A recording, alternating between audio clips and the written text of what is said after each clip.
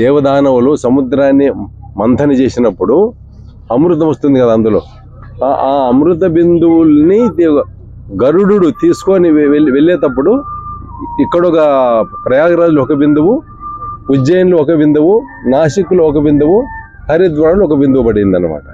దాని నిమిత్తంగా ఇక్కడ కుంభమేళ జరుగుతుంది 12 సంవత్సరాలకు ఒకసారి. అర్ధ కుంభమేళ మాత్రం ఇక్కడ ప్రయాగరాజ్లోనే జరుగుతుంది.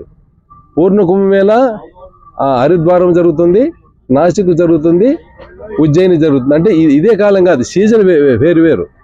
నాసిక్ కుంభమేళ వర్షాకాలంలో జరుగుతుంది, కేవలం వర్ష ఋతువులో ప్రారంభమవుతుంది. ఉజ్జయిని కుంభమేళ మేలో జరుగుతుంది, మేలో ప్రారంభమవుతుంది, మంచి ఎండల్లో ఉంటుంది అది. హరిద్వారము ఎండలు చలి కాకుండా మధ్యలో మార్చిలో పడుతుంది అది. ఆ హరిద్వారంలో అర్ధ కుంభమేళ ఉండదు, అర్ధ కుంభమేళ ఒక ప్రయాగరాజులోనే ఉంటుంది. ప్రయాగరాజు అంటే గంగా యొక్క గర్భంలోనే, గంగా నదిలోనే జరుగుతుంది ఇది. అర్ధ కుంభమేళ 6 సంవత్సరాలకు ఒకసారి జరుగుతుంది, పూర్ణ కుంభమేళ 12 సంవత్సరాలకు ఒకసారి జరుగుతుంది. అంటే ఇది ఒక ధార్మిక సమ్మేళనం అన్నమాట. ఈ కుంభమేళాలో మన భారతదేశంలో ఉండే సాధువులు,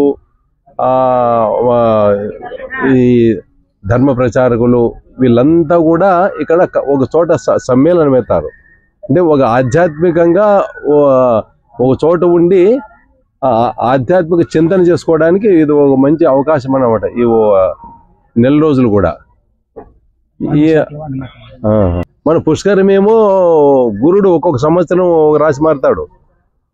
అది గురుడు వేరే రాశిలోకి ప్రవేశించినప్పుడేమో పుష్కరం అంటారు, అది పుష్కరం. ఈ కుంభమేళ మాత్రము ఈ గురుడు వృషభ రాశి యందు బృహస్పతి, మకర రాశి యందు సూర్యచంద్రులు ప్రవేశించినప్పుడు మాత్రమే ఈ కుంభమేళ జరుగుతుంది అనమాట. 12 సంవత్సరాలకు ఒకసారి.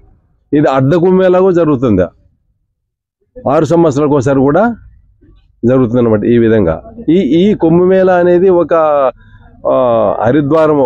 హరిద్వారము, ఉజ్జయిని, నాసిక్, ఈ 4 చోట్ల జరుగుతుంది.